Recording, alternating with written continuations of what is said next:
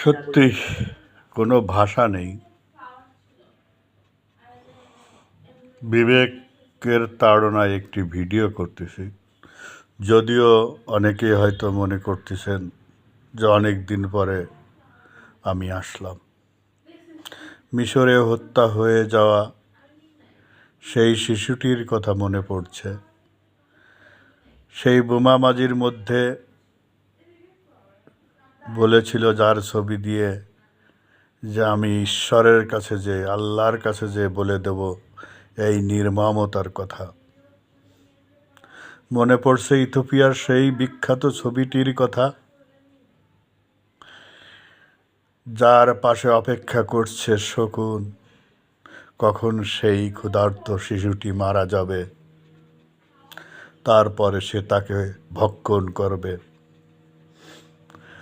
সাদ্দামের সন্তান নাজিব হত্যার মধ্য দিয়ে প্রমাণ হয়ে গেল ইথিওপিয়া মিশরকে হার মানিয়েছে। নোবেল শান্তিতে বিজয়ী ডক্টর ইউনূস নতুন বার্তা দিয়েছিল। নাজিবের মাতাকে বলা হচ্ছে আত্মহত্যা করেছে না বাংলাদেশ আত্মহত্যা করেছে, এ প্রশ্নের জবাব কে দেবে? সেই মরে যাওয়া শিশুটি সেদিন হয়তো বাকরুদ্ধ ছিল, কথা বলতে পারে না, কিন্তু মরে যায়ও সে বাবার আশা পূর্ণ করার চেষ্টা করেছে। 266 কিলোমিটার পেরিয়ে যশোরের কারাগারে যেয়ে তার বাবার আকাঙ্ক্ষা পূরণ করেছে।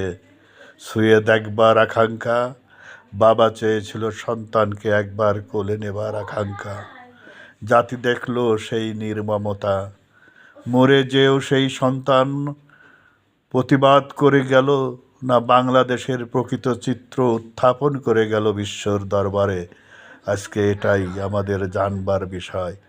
1971 সালের মহান মুক্তিযুদ্ধের মাধ্যমে অর্জিত এই দেশ আজকে স্বাধীন সার্বভৌম বাংলাদেশ না ইসরায়েল, ইথিওপিয়া, মিশর, কুয়েত, ইরান, ইরাক এর বর্বরতাকে হার মানিয়ে নতুন করে ইতিহাস সৃষ্টি করলো।